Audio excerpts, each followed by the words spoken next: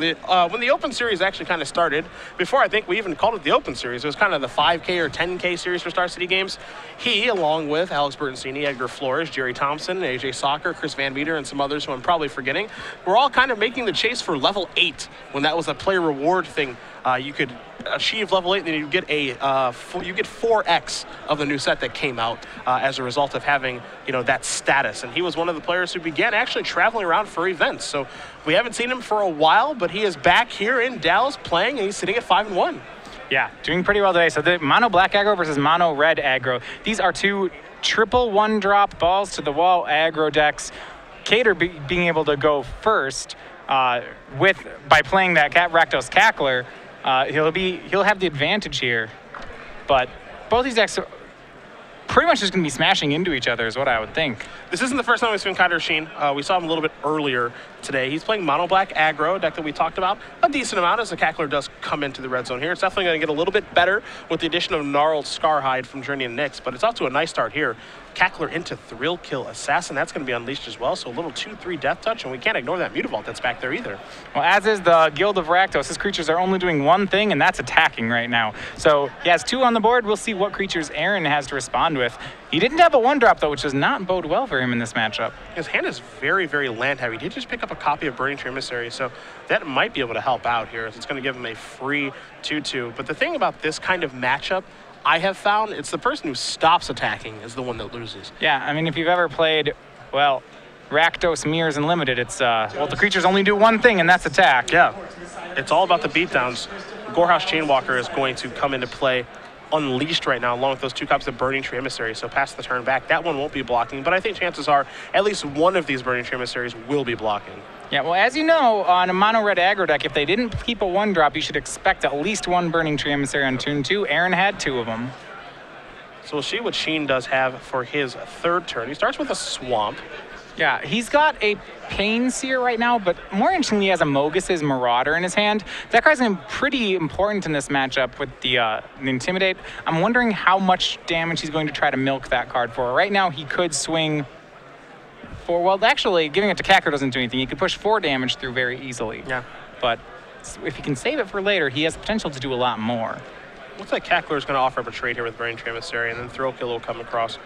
We could see a double block on Thrill Kill Assassin with both Burning Tree Emissaries, but that's probably not the ideal play. It looks like Wayne has, looks like some Mutavaults and some Mountains. So if that's the case, he's going to have to make some sort of trade here. He's really not the faster aggro deck on this game.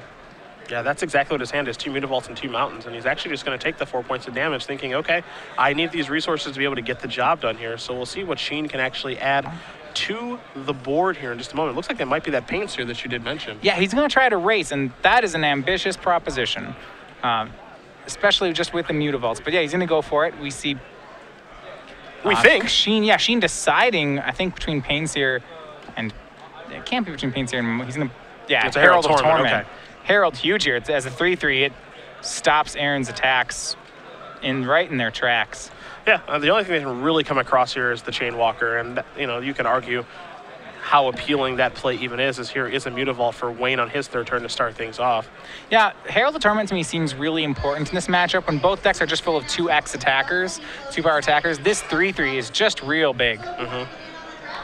So Sheen's going to take, looks like 3 points of damage. He's going to go down to 17, 16 from the Herald trigger on his turn, as this is a Rakdos Cackler. We'll see if that's going to be unleashed, and it looks like it is going to be here for Aaron Wayne. So does pass that back. Does the first ever Open Series champion on the left. Sheen's going to untap. Again, he'll take 1 from the Herald. He's going to go down to 16, but he is definitely in the driver's seat right now, especially with Mogus Marauder in his hand. Right, and we see Spiteful Returns drawn now. So he has, Mogus' Marauder, Spiteful Return, Pain Seer, that Mutavault in play. And he's ahead in the race right now. Things are looking good for Kaider. Yeah, the card that really makes it tough is the Mogus Marauder. That's the one that might be the nail in the old coffin there, just because that card is just a falter. Just lets you get in for points of damage, and plus the thing is a 2-1 that has haste too. So you got to really love that card in this aggressive black style of deck. Yeah, so a full swing right now from Sheen. The Cackler will go ahead and trade with Burning Tree Emissary, but that'll put 5 damage through. There actually is more power right now on Wayne's side of the board, but I still like Sheen's position as he's really able to control the pace of this game. Yeah. He gets to decide when people stop attacking and when they start attacking. So as long as he can make that decision correctly, things should favor him. Yep. So you see Sheen going to try to figure out what to do here in the second main phase. He's tapping 3-mana again. This could be another copy of Herald of Torment, potentially. Again, we know about the Pains here. We know about the Marauder. So it looks like he's probably going to have something to do. You see Wayne there waiting patiently for his turn. Again, he's just looking at a couple of lands and a Mutavault over there, so nothing really crazy, just 3 cards in his hand. And Sheen goes a reach in. Still just really pretty unsure of himself. Going to go with the Pains here. All right. Just pass it back. And to me, Painseer here is really just there to trade. I wouldn't be surprised that Painseer isn't even interested in blocking, for example. Because it's 9 damage exactly next turn? Yeah. That's what I think the line will be. And the interesting thing about Intimidate is that Intimidate, you can be blocked by creatures of the same color, or I believe artifact creatures, but Mutavault actually can't get in front. So the idea is that creatures are not scared of their own kind, and of course, robots don't get scared of anything. That's correct.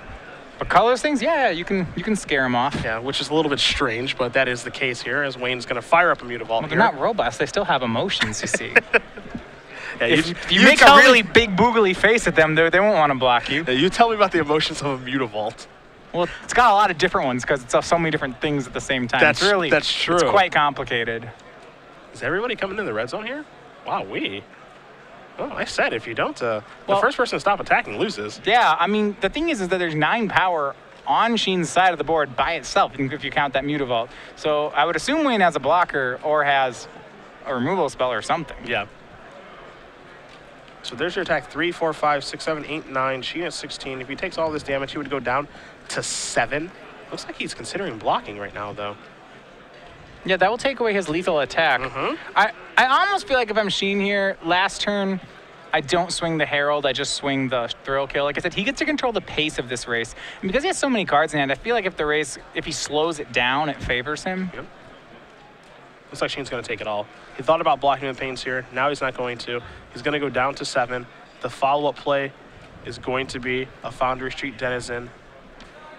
And that is going to do it for Wayne's turn. So Sheen is going to take 1 from the Herald. He's going to go down to 6. And then we're going to take a draw here in just a moment. And assuming that he does have Mogus Marauder in his hand, which we're fairly confident he does, and he decides to send it all, and he can push it through. That'll do it. Shock will get him. And there are 4 shocks in Wayne's deck. A shock would be brutal. Yeah, it would win the game. The question is, can Sheen actually play around shock now? I don't think so. Doesn't look like it. I think the die has been cast, as my good friend Patrick Sullivan would say. All right, show him the shock. That's 9 power of intimidating, scary, attacking creatures, exactly at Wayne's life total. Will that work, or will one of them take 2? Aaron Wayne going to consult his hand. Looks like it's 2 mountains. Yep, that's going to do it. So, Kaider Sheen is going to win game number 1 here with Mono Black Aggro, up a game over the first Open Series champion of all time, Aaron Wayne, playing Mono Red Aggro. Yeah, so Wayne was playing around the board there because the 9 power that was on the board involved Mutavault, so the Foundry Street Denizen as chump blocking would be enough to just keep him alive. Mogus's Marauder did change the equation, and game 1 goes to Kaider Sheen. We'll take a look at the sideboards here. We will begin with Aaron Wayne. He's got 3 Boros Reckoners, a Skullcrack, 2 copies of Hammer, Porphyros, an Act of Treason, 3 Flames of the Firebrand, 2 Missing Mortars, and 3 Peak Eruptions. What do you like there? Well, I think you said it all in the moment you read the card. 3 Flames of the Firebrand figures to be pretty good against a deck that's attacking with a bunch of 2/1s, which is what Mono Black Aggro does. That card's great in the matchup. Normally in these like small aggro mirrors, what's more important is that you're just slightly bigger than what your opponent's trying to do. If your opponent is playing 2/2s, you want to play 2 3s. If your opponent, in this situation, you saw like Herald of Torment was so good. Well, if you want to get slightly bigger than Herald of Torment, the best way to do it is for Mono Red to play cards like Boros Reckoners. I imagine we'll see some of him as well. So he has 3 Reckoners, 3 Flames of the Firebrand, possibly a couple Mizium Mortars, but if I were actually him, I'd probably leave those out. Just go ahead and pour it in those 6. Keep them. You don't want to dilute your creatures too much in the matchup. Other side of things here for Sheen, 4 Thoughtseize, 2 Doomblade, 3 Lifebane Zombie, 3 Dark Betrayal, 2 Devour Flesh, and Erebos, God of the Dead. Not a lot, it seems. No, not a lot for the matchup. Looks like he's really skewed to try to beat some of the well, control decks. Yep. If he wants to, he can play cards like Doomblade. Doomblade's only somewhat good in this matchup because Doomblade probably costs more than the creature you're killing it with because there's so many 1-drops in the red deck. And I feel like that's kind of the benchmark for removal spells. You want to be paying equal to or less than the creature you're killing. And I'm not sure that's actually going to happen. So I think he replaces Hero's Downfalls That's with what I was going to say, yeah. Because why not? You know, it's cheaper. Do you like the versatility of Devour Flesh here? You could actually sideboard out the 4 Downfalls for just 2 Doomblades, 2 Devour Fleshes, and call it a day. Well, that's a close call because you actually are racing here. So Devour Flesh has a little bit of a drawback. I think I still agree, though. Between Mutavault activations and playing some of the more expensive spells, I think I just want to lower my curve if I was Sheen. So yeah, I think you just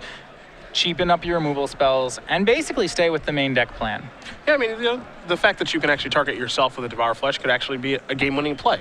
It could potentially be game-winning. That said, at post-board, I really like where Aaron Wayne is situated. I think he's a favorite. Yeah, I think things get much, much better for him. Going to be boarding in more cards. All the cards that he's boarding in are very high impact between Boros Reckoner and Flames of the Firebrand. And that's what you look for in a sideboard card. High impact. And even though Mono Black is a slightly bigger aggro deck, its creatures that are big don't block. So, you know, it does have 2/3s, but this 2/3 is, you know, the Thrill Kill Assassin, which he actually can't block as a 2/3. He can trade as a 1/2. That's fine, but unexciting. All his other creatures, you know, are about the same size. His other big creature, Herald of Torment, does continue to deal damage to him if he keeps it on the defensive.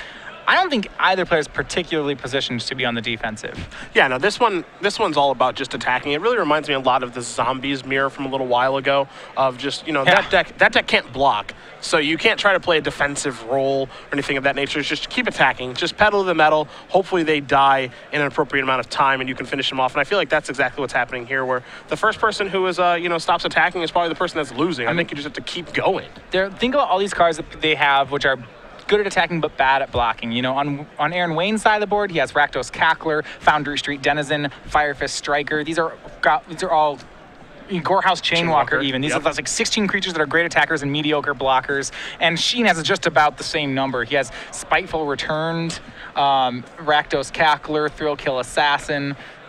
I think that's it for the ones that don't want that are just pitiful at blocking. Yeah, you can even argue that the one Desecration Demon isn't the best blocker just because the opponent gets to control it. Actually, Mogus's Marauder is a pretty bad blocker. Yeah, it's great. 3-mana 2/1. Yeah. Is it 2/2 or 2/1? 2/2. Oh, 2/2. Okay. Yeah, this is the matchup where, you don't get to play the defensive role. It's not like you're working towards, you know, some gigantic creature that'll eventually win the game. You both have a bunch of just lame dorks, and hopefully you're able to get the job done. Yeah, Boros Reckoner does let Wayne attempt to play that game plan. However, if you look at the removal that Sheen has, he does play Bioblight. As we're going to see here, you know, Downfall, Doomblade, Devour Flesh. Well, Devour Flesh probably won't hit a Reckoner, but the other ones definitely would. Yeah, it's kind of interesting. He has to kind of pick and choose the spots with ultimate price because there are some multicolored creatures here. You mentioned Reckoner along with Cackler and then the Burnish Emissary. So, you know, he doesn't get to kill whatever he wants to with that particular removal spell. Right. But there are still plenty of targets, so it's going to stay in his deck, I would assume. Yeah, there's interesting interactions also. For example, if you can't really give Rakdos Cackler Intimidate, that doesn't do anything in the matchup. We saw that on the board last time, actually, was something that came up. So there are interesting interactions here. You see, it looks like Aaron Wayne's on a 6-card hand. That doesn't seem too bad in this matchup. As long as he has that good curve, I don't think being down 1 card is going to make or break it. Yeah, you just have to knock him over as fast as you can. Even if you're down a card on the play and he does not look very thrilled with this hand. Looks like he may be keeping, however. Well, if it's got a Flames of the Firebrand in it, that's fine then. You know, that card will be a lot of mileage for Aaron Wayne. And we see he does have one. And there's a Cackler on the other side, so both are unleashed, both are interested in attacking, and that's all. Yeah, it looks like Aaron, wow. That was a big draw. That's a huge draw. He has, well, I think we're going to see Burning Emissary into Firefist Striker. Yep. So talking about blocking, even if Kaider Sheen wanted to block, 1, Rakdos Cackler can't, and 2, Firefist Striker probably means it so the other guy can't also. And there is your Emissary. Trigger, play a Firefist Striker, pass the turn back, 3 creatures by turn 2. And now Sheen is really, really on the back foot here. And if Wayne draws a land, it's done. Yeah. Wayne's remaining cards are Chandra's Phoenix and Flames of the Firebrand. If he can curve into that Flames, I just don't see Kaider Sheen recovering from it. See Kaider's hand.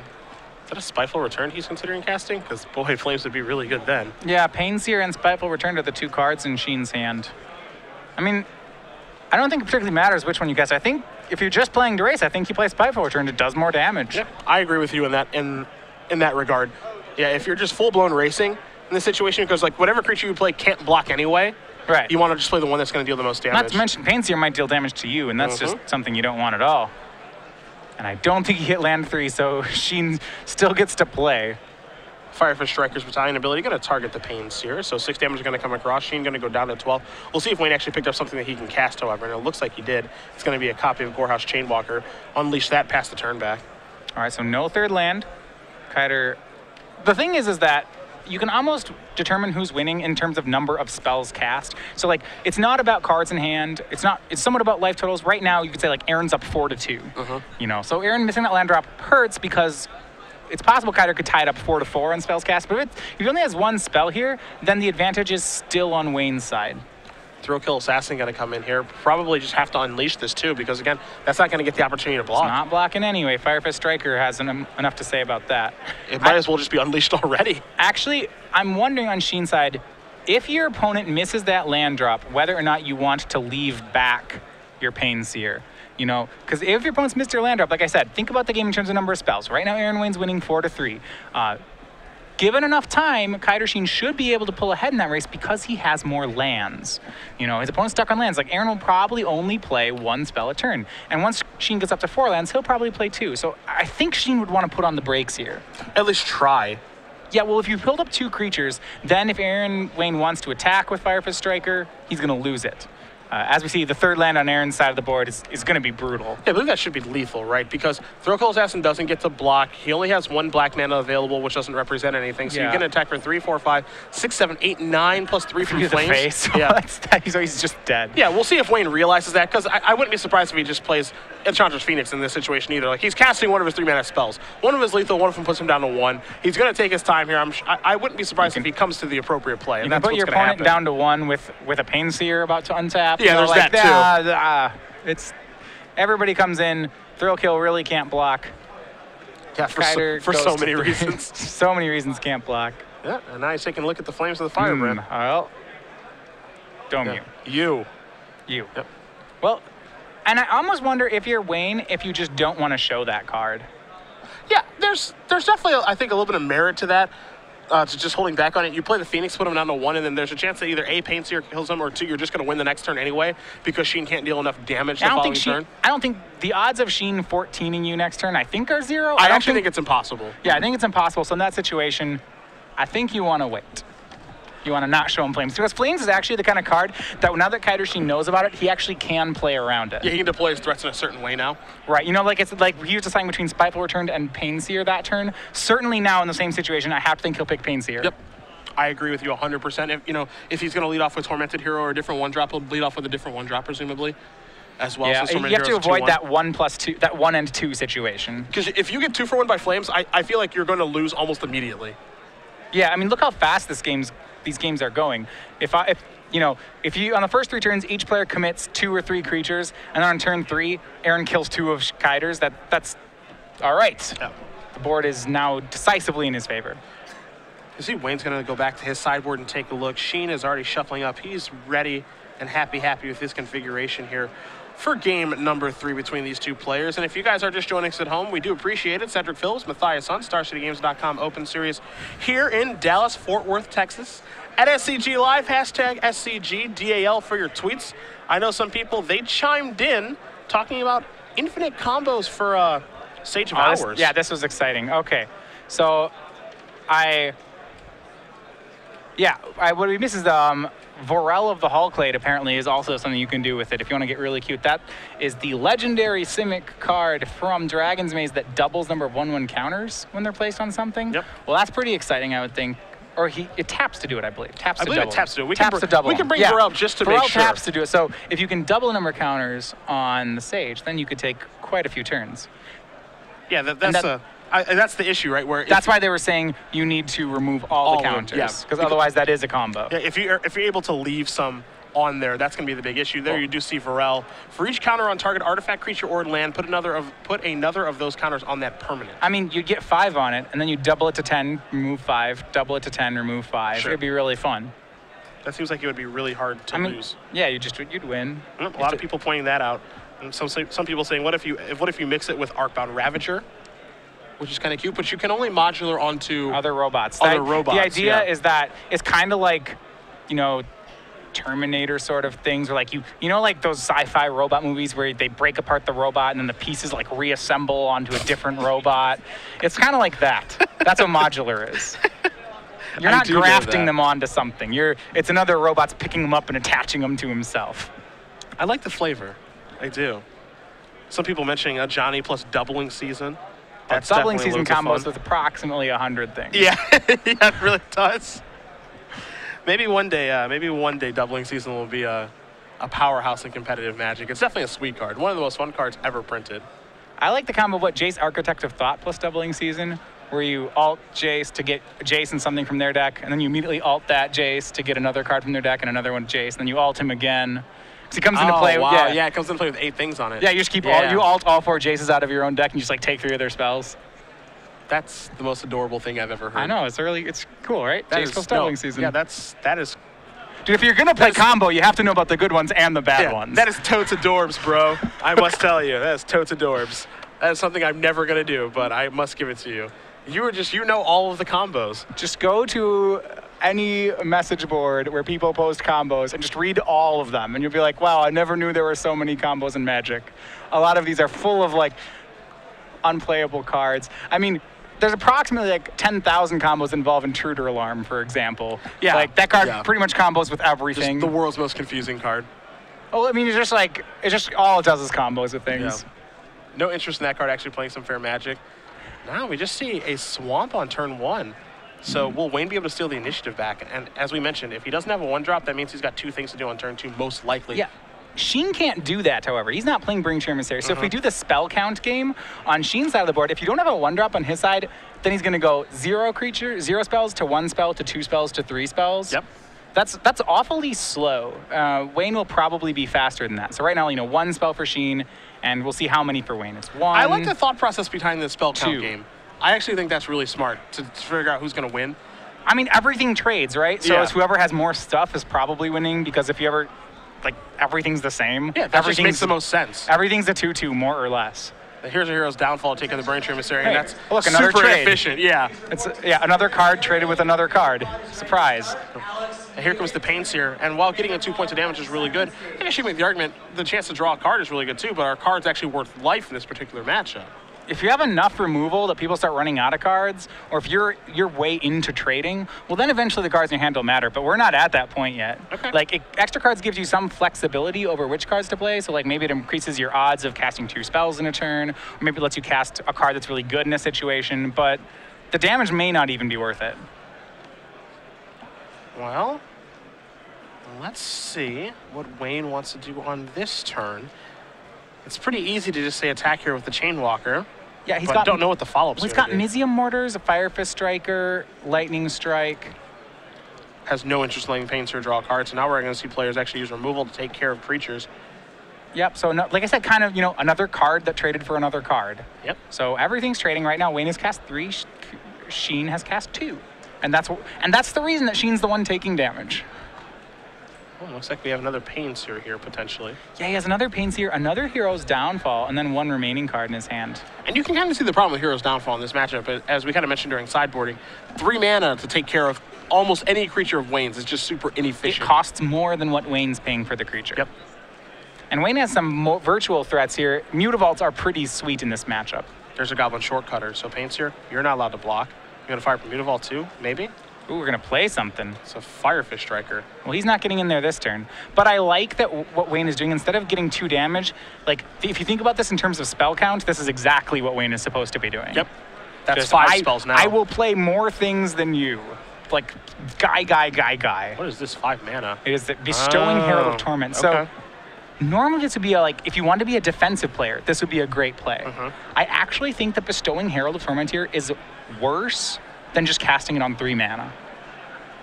Because, like, it can't block, right? There's a Fire Fist Striker. Sure. So you can't become a wall with it. And it's not winning the race. Like, Wayne has 2, 4, 6, 8, 11 power worth of damage here. Damage, yeah. Like, that's not, like, you're tapped out into 11 power worth of creatures. You're going to 3 against 5 creatures. Like, how are you going to not, Aaron's going to put him to 3. And, like, how is Sheen going to survive the next turn? Yeah, it's not like he can slow down. No, I mean, first of all, he's going to go to 2 on his upkeep thanks to Herald of Torment. And so he'll have to block all 5 of Wayne's creatures. We also haven't mentioned the Pain Sear trigger. Oh, yeah, that could just kill him. Yeah, that's the thing that could happen, that he could just die in just a moment's notice here. So. Yeah, I think the mode thing he did with the Herald of Torment is something I even see in Limited a lot of the time, where, like, you think, oh, hey, bestowing, it costs more, so it's the good mode. But you have to, like, there's a lot of board states where bestowing, like, where you'd rather have a creature than an aura. Especially if your guy's never going to die, you're just playing an aura. And creatures are often better than auras. And those Mutavaults are coming up now. So here's an attack for 2, 4, 7, 9, 10, 11. Sheen kind of shrugs his shoulders and says, yeah, I'm going to 3. Am I dead? The answer is no. Probably. Well, the answer is no for now. Harold's going to put you down to 2, and then we'll see what Pain Sear is going to show up. Yeah, and remember, if he can't forget the trigger, Wayne can politely remind him that he would like to resolve the trigger. Don't forget this. That's why you're playing. Please, draw a card. Yes, I don't mind at all. Down to 2, and is that going to kill him? And boom, well, it's a Vile Blight. That's going to do it. Aaron Wayne has shell-shocked Kaider Sheen. Wins this match 2-1. And our first Open Series champion is ready to be fed some more. Mono Red getting the job done. Yeah, an interesting matchup here. So I haven't seen this matchup before. And I'm going to go ahead and go. Here's going to be like kind of my take on the matchup, is that I think Mono Red is favored because it has Burning Tree Emissary. I think that's the exact reason that it's favored. Right, because it can play stuff faster. Yes. Because Burning Tree Emissary costs 0. I think that's that's the exact card that changes this matchup in favor of Mono Red as opposed to Mono Black. Both extra terrible blocking, so it's whoever casts the most spells is going to win the game. Right. And in this particular situation, it was Mono Red aggro that got the job done because they have Burning Tree. Yeah, so they can play 4 spells in the first 2 turns. Like Mono Black cannot do that. It can't really. It's lucky if it plays 3 spells in the first 2 turns. Yeah. Now, of course, if they are able to go 1-drop and then 1-drop, 1-drop or something like that, but that's hard for them to do. Right, because they only have 8 1-drops. They only have 8 1-drops. That's really, yeah. Yeah, they'd have to be very fortunate to have that draw where, again, that's not very difficult for the Mono Red deck to do. Just go, okay, 1-drop, Burning Tree Emissary plus something, or just 1-drop plus 1-drop, 1-drop. Yeah, it's so much easier for them. First of all, he plays the same number of 1-drops. So he naturally triple 1, makes 3 creatures as often as the black deck. But that's not even counting all the Burning Tree games. Yeah. So Mono Red aggro, take it down, defeats Mono Black aggro. Aaron Wayne, first Open Series champion of all time, moves on to 6-1 here in Dallas. I believe we're going to be working our way towards just another match in just a second. We'll bring it back.